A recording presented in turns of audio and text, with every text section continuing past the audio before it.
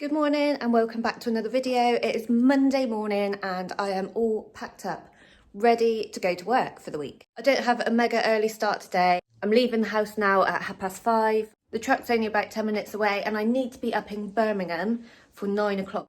This week is following on from last week's video with the collection that I did halfway through my deliveries. If you remember, I loaded the car trailer on the back and that needs to be moved to the front. I'm also picking up a very long pallet, not sure really what of, and I'm picking up a muck spreader from near Welshpool. Get everything in the car and not forgetting my cup of tea, obviously.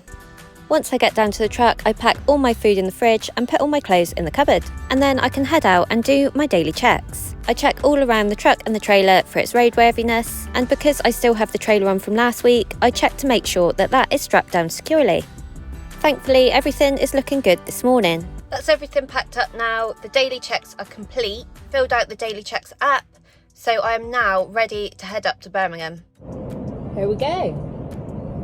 As I head out towards the motorway, I spot Ryan on his way to work and give him a flash. And this is the first time since starting this new job that he's spotted me out on the road. I know a lot of you have been asking about what daily checks app I use, and it's called Fleet Vehicle Check, which you can find on the App Store.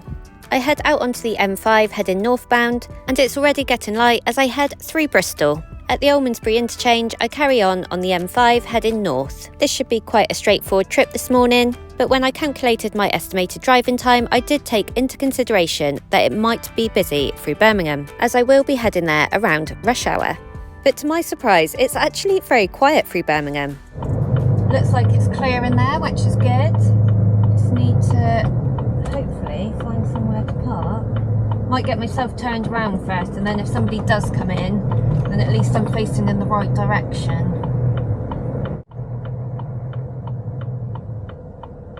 Right, let's go and find Jim and see if we can get this moved down the trailer. To get the rest of the load on today, I need to move the trailer from the back up to the neck.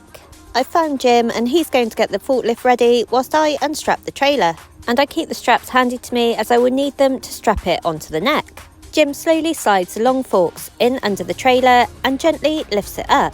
Then he slowly reverses back away from my trailer and then brings it down to a safe height so he can move it across to the front. And then he gets himself lined up so he can lift it onto the neck of my trailer. I help to guide it on and I get it up as close to the headboard as I can, to make sure that there is enough room to get the rest of the load on later in the day. If you remember, I turned my ramps over and sat the trailer inside of the ramp, so I need to turn them back over and strap them down.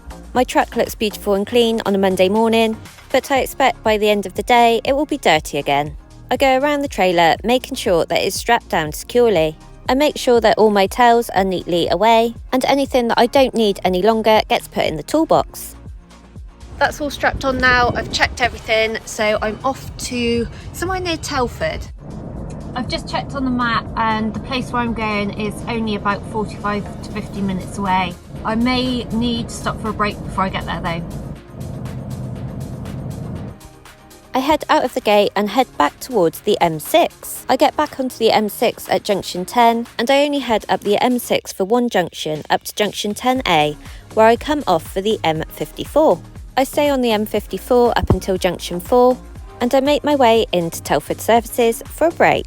This isn't a very big services and sometimes it is a struggle to get to space. Luckily today there are a couple available and I even managed to find one on my good side, which makes it a lot easier reversing in, especially when you're trying to avoid potholes. Once I'm in the space, I make sure that my tacho is on break, as it's something you really don't want to forget. I go and get myself a coffee and something to eat, and then it's back to the truck. That's my break over and done with, so I'm off now, just down the road actually, it's not very far. I'm going to go down there, load this, I think it's 3 pallets, a very long one, and then 2 normal size pallets, and then over to Welshpool. I head out of the services onto the A464, followed by the A442. The place where I'm going is just off of the A442, and when I turn off I can see roadwork signs and diversions, but after a quick glance they don't seem to affect where I need to go. I've been told that this is quite a small place, and as I head up to the entrance doesn't look very wide either. It also seems like I may have to adjust my air to avoid damage. I know that this is the right place, but it almost seems like I shouldn't be bringing a lorry up here. But I soon realised that you can bring a lorry up here when I see another one coming down. Something that I definitely didn't want to come across on this lane. I know that the yard isn't very big up at the top and is probably impossible for both of us to move around each other up at the top. So our only real option is for me to go back out onto the road. It's something that I don't really want to have to do, but on this occasion it's the only way to get us out of this mess. Then once he's out, I can make my way back up the track. As you can see, when I pull up into the yard, there's not really enough space for two Arctics to get round each other. Right, let's go and find somebody and see what's going on. Oh dear. The first thing that I need to do is turn around. It's not the biggest yard and I'm going to have to blindside it. So what I'm going to do is I'm just going to back a bit and just pull forwards into a better position, hopefully.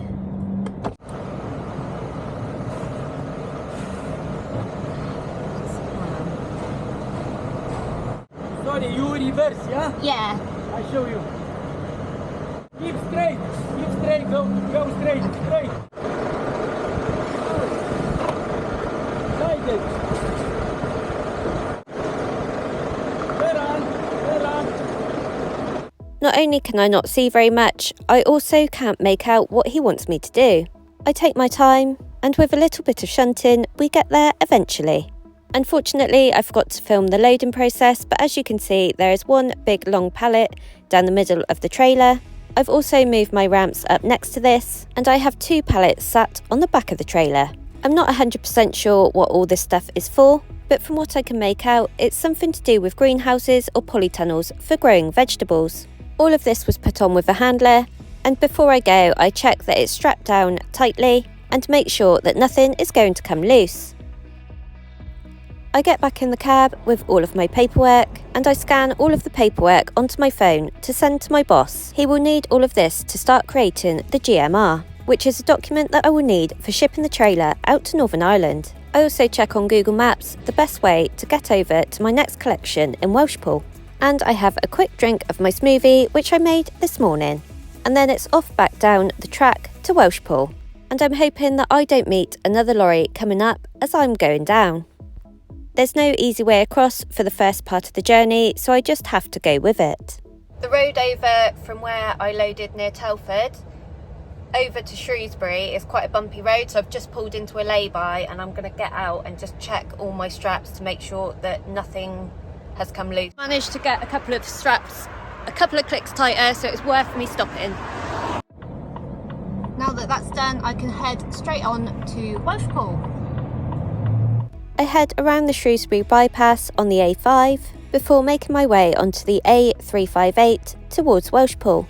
This brings me down to Welshpool Cattle Market and I turn onto the A483. The place where I'm collecting is at the other side of Welshpool, so I need to head down past and come in from the other direction. This farm machinery dealership is quite a big place, so it might take me a while to find out where I need to go. I have been in here once before, so I make my way to the place where I unloaded last time. I spoke to a chap and he's told me where to park, so I'm just waiting now for the person who's coming to load me and hopefully we can get this slurry tanker on. Before we think about loading the slurry tanker, I need to unstrap the two pallets at the back so that they can be taken off, and I also need to unstrap most of the load that I loaded a couple of hours ago. I've also set the ramps up at the back of the trailer and strapped them down. Once all that's done, the chap can reverse the slurry tanker onto the trailer with the tractor. Myself and the other chap watch him back to make sure that he doesn't come off the ramps or off of the side of the trailer. Although he does it expertly and probably didn't even need us to be there, I've got a strong feeling he may have done this before. The tank on the slurry tanker sits quite high, so the idea is that it will go over the long pallet that is already on the trailer, and the wheels will go down either side. We also let him know when to stop when the back of the slurry tanker gets close to the tow bar of the trailer on the front. It works perfectly, and then he can set the tow bar of the slurry tanker down on the trailer bed. Once the tractor is unhitched, I can put the ramps back on the trailer next to the long pallet. This time I put one either side. Then the next job that needs to be done is put in the two pallets that we took off back on the back of the trailer, either side of the tow bar on the slurry tanker. The next job is to get the slurry tanker strapped down. Not only that, I need to re-strap all of the stuff that I needed to unstrap to get the slurry tanker on. I also tidy away all of my towels and I put everything away that I no longer need.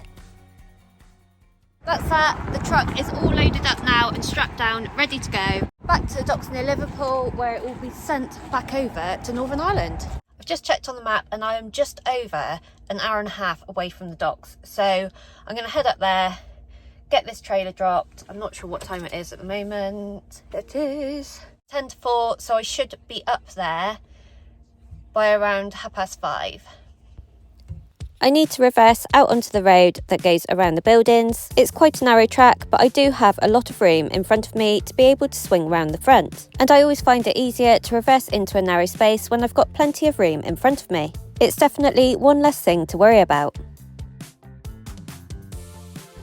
From Welshpool, I head north on the A483 until I get to Chester, where I pick up the A55. This allows me to bypass Chester and take me straight on to the M53. By the time I'm approaching the docks, it's starting to get dark. I'm dropping this trailer off at the docks and it will go unaccompanied over to Northern Ireland. I will also be collecting a loaded trailer that has been sent over from Northern Ireland. I only have to wait for a couple of trucks to get booked in, and then it's my turn at the gatehouse. I just need to confirm some details on the gatehouse before I can go in. 344. Yeah. Thank you, and I'm also collecting CB12. There you go. Perfect, thank you. Cheers. Once everything's confirmed and they're happy with the GMR that Chris has sent me, I can go in. Oh, it feels really chilly tonight for some reason, but it's 8 degrees, so it shouldn't be that bad. Hardly anything in there. That's crazy. What's going on? Hopefully it won't take me long to look for my trailer. I find a space to put my trailer in the Belfast shipping lane. And today it's a nice reverse-in space. It's always better when you can find one where you can just drive in, but sometimes it's just luck of the draw. Because it's dark outside, I am going to put my head torch on just to see that little bit better. Get my torch on. I get out and I make a start on dropping the trailer. I wind the legs down all the way to the floor and put the handle away. As I walk around the trailer, I'm also checking all of my straps to make sure that it's safe for travelling across the water. I remove my number plate to be put on my next trailer, and then I put my towel down to disconnect all of my Susies. Then I can take off the safety clip on the kingpin, which will allow me to pull the kingpin out. Sometimes it can take a little bit of wriggling around, but we get there eventually. Pull away slightly, put that air down on the back, and it just slides out. And then it's off to find my next trailer. I can spot the back of it, nip through here, get back underneath. So this time I'm picking up a curtain sider. There it is. CB12. Sort the air out. I reverse back in under the trailer, but before I go fully back, I get out to see where the pin on the trailer is in relation to the fifth wheel.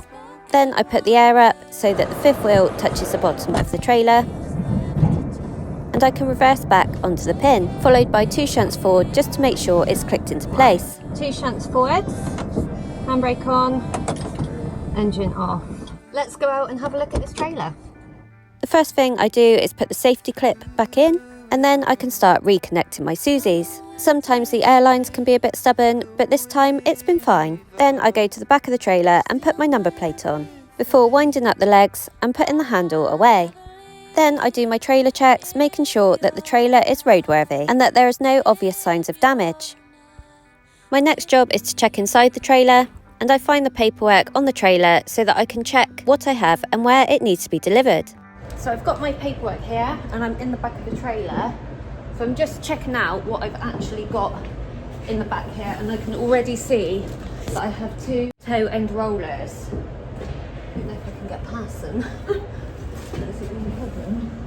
I reckon I got 4. I might have to go round the other way. Let's put that out, I think. Or is it? Can I get past here? Yeah, just 2 toe end rollers there. 2 toe end rollers there. What's down here? More toe end rollers. Yeah, I think, well, I'm gonna have a look at the paperwork, but I reckon I'm delivering toe end rollers. So yes, I've looked at the paperwork and I do have 3 deliveries, and all of them are having 2 toe end rollers each, which actually makes it quite simple in a way. At least I can't get confused. I'm just going to go around and check all the straps. Just make sure that everything is tight. That's a bit tighter. Everything's looking good, so I can shut the back doors up and plan my route. So after a quick look on the map, I am about an hour and a half away from the first drop, so I've got plenty of time to get over there and be near there ready for the morning. So that is going to be my plan, basically, is just to get as far as I can over there. My first drop is in Anglesey, then my second drop is about half an hour away from that, going downwards, and then I'm off to Carmarthenshire, to Whitland. So I'm right down on that west coast of Wales, basically, running all the way down tomorrow. So yeah, it should be quite nice. Hopefully quite an easy day, but it will be an easy day if I get halfway over there now. Sign my slip.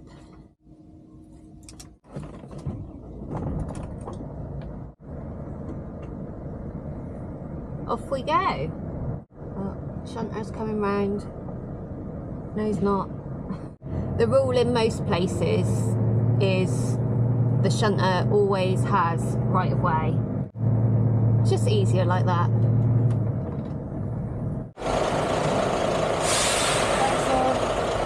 The gatehouse takes my signed ticket and they check my trailer before letting me leave. I head out of the docks and back towards the M53. My first drop in the morning is around 80 miles away and will take me almost 2 hours to get there. I'm hoping to get most of the way there tonight and stop in an industrial estate nearby. I take the A550 onto the A55 before I come to a grinding halt. I'm hoping it's nothing too major, as I would like to get as close to Anglesey tonight as I can. I've come to a complete stop now. An ambulance has gone up through, so I'm guessing there has been some sort of accident. I'm hoping that it's not going to be too long that we're sat here, because I have 1 hour and 3 minutes before I need to be parked up. Fingers crossed.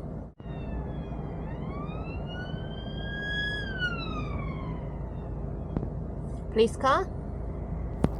After a while, the traffic gets moving again and I think I'm out of the woods. But unfortunately, I'm not, and we stop again. Move for a bit. And now I can see stuff down there, but I'm not really sure what's going on. It is moving very, very slowly up ahead. I have about 20 minutes left now, so I'm just going to literally have to land in the first lay-by that I come to. I finally get moving and I see a sign for a lay-by, but... I'm not going to get in there. Not going to get in there. Unfortunately, when stuff like this happens, there are other drivers in the same position as me, which means that parking spots are filled quite quickly. Oh, I didn't think I was going to make it then, but I finally got into a lay-by that is free, just in time. I hate these sort of nights. And I think that's time for tea. Although I'm not feeling massively hungry. I think just because it is quite late now, it's nearly 9 o'clock. Got some homemade soup.